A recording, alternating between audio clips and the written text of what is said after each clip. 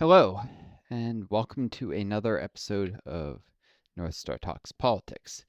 Now, I want to talk about something that's been bothering me. It's a certain measure. I'm not sure whether to call it dishonesty, incongruence, or just blindness.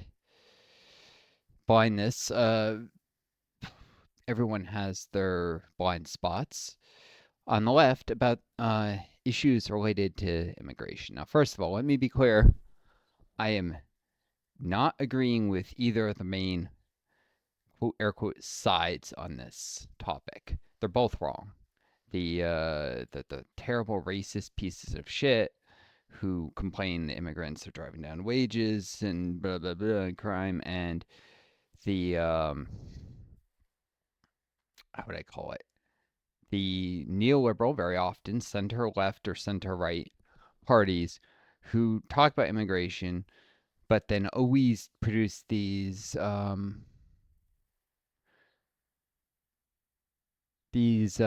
arguments that immigrants contribute massively to the economy, which they do, and that it's purely a net positive for society.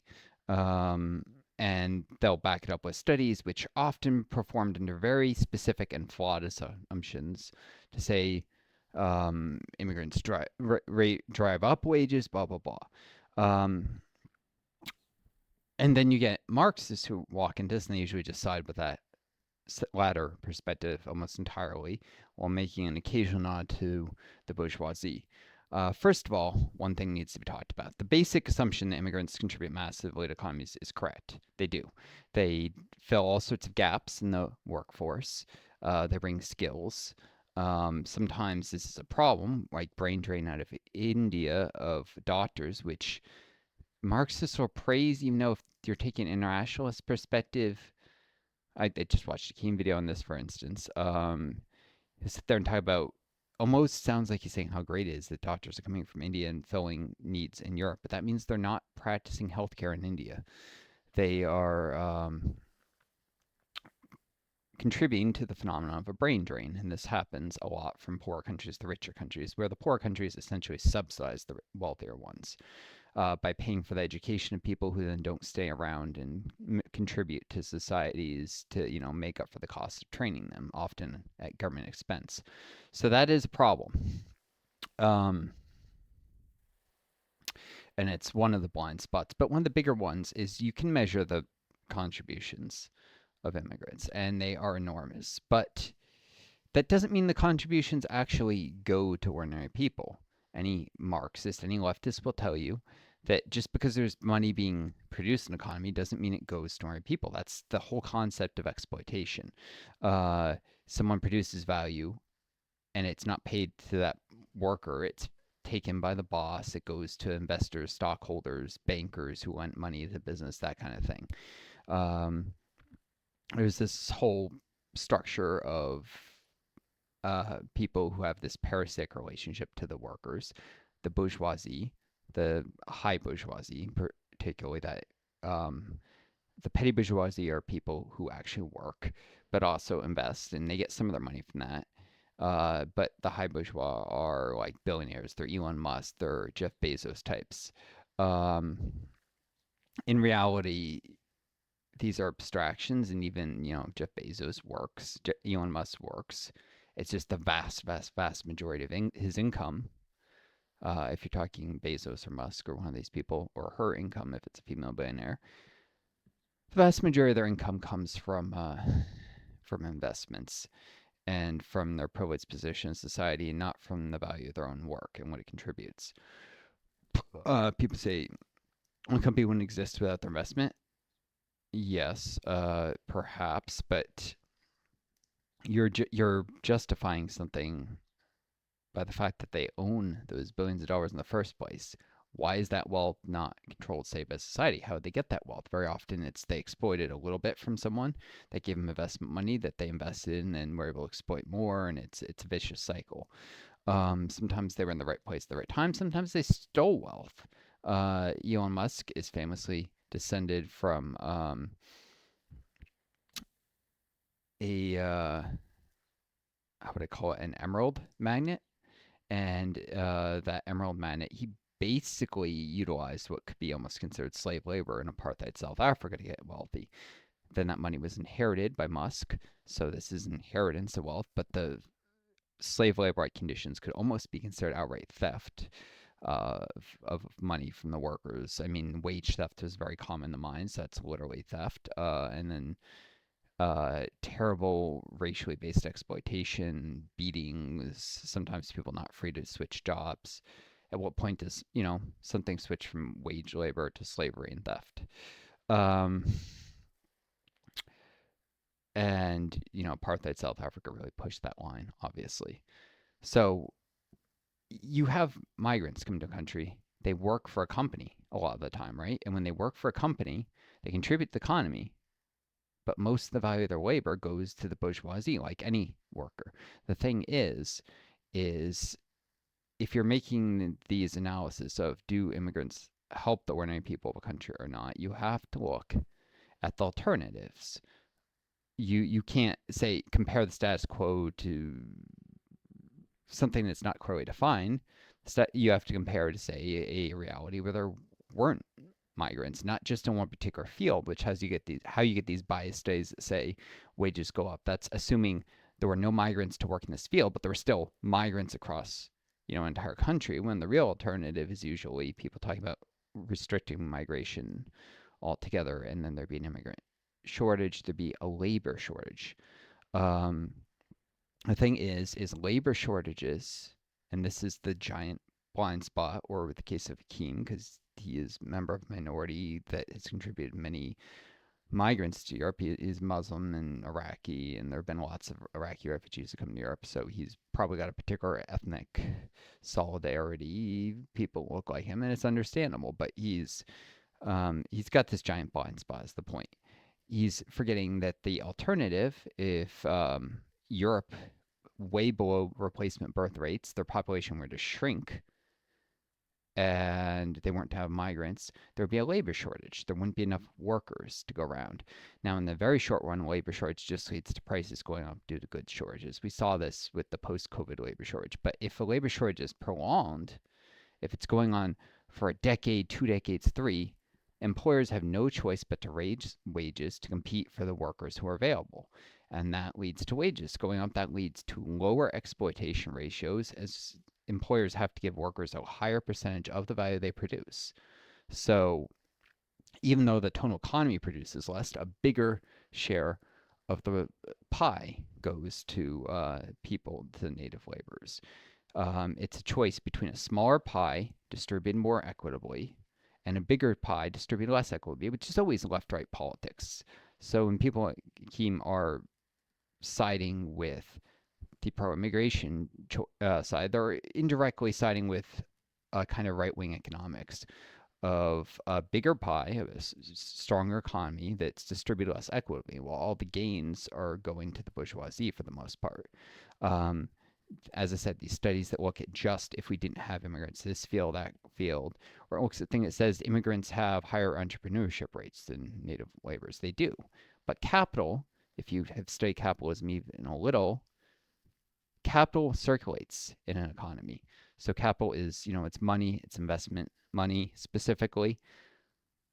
It can be physical infrastructure like machinery, actual farmland, factories, roads, even, or it can be, money that can be used to buy these things, to purchase them, which they're technically considered separately in the really solid Marxist theory, the money to buy them versus the actual stuff. But for a very simple purpose, they can be considered to be capital, and whether it's financial capital or non-financial is a different matter entirely.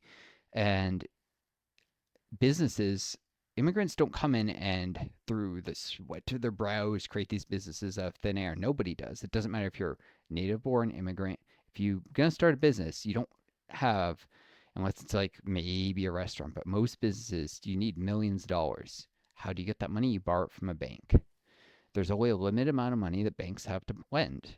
if they're lending that to immigrants who are more ambitious and are establishing businesses at higher rates, that money is not being lent to an established firm that could have used that money to expand and grow and add new locations, and add new locations means hire more workers, or it's not being lent to a native-born worker who maybe has worse credit scores, for instance. Actually, that's an American thing, Europe, but they're less considered less loan worthy, and so that the immigrant, their bank decides probably correctly they're more likely to repay that loan, so they lend it to money to the immigrant instead.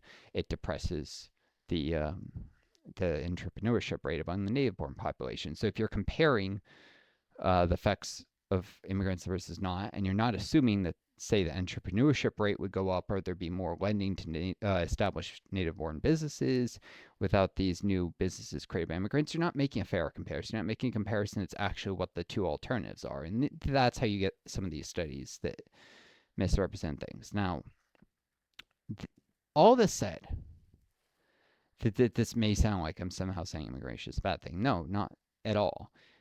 I wanted to point out the blind spots. I think immigration should be allowed, encouraged, but not for economic reasons, for humanitarian reasons, because the refugees are coming from places that are obviously worse. Sometimes they're fleeing from their lives. I myself am an American looking at potentially fleeing to Europe. I would want Europe to take me in as someone worried about political persecution in the United States as it slips fascist, not out of thoughts of economic benefit from having me there, but out of humanitarian reasons, out of concern for my well-being. And I think that countries should be allowing immigrants in for that reason. And I'm specifically disabled with long COVID, so they can't economically benefit from me. If everything is framed in terms of economic benefits, and we should let immigrants because we profit off them, then countries will very quickly decide not to allow in immigrants they can't profit off of, such as someone who's disabled with long COVID. They can't profit off me. If that's the reason to allow in immigrants, they're not going to allow me in. So my own personal story here gives me a little insight that, into why one of the reasons why arguments like Hakim's are deeply flawed.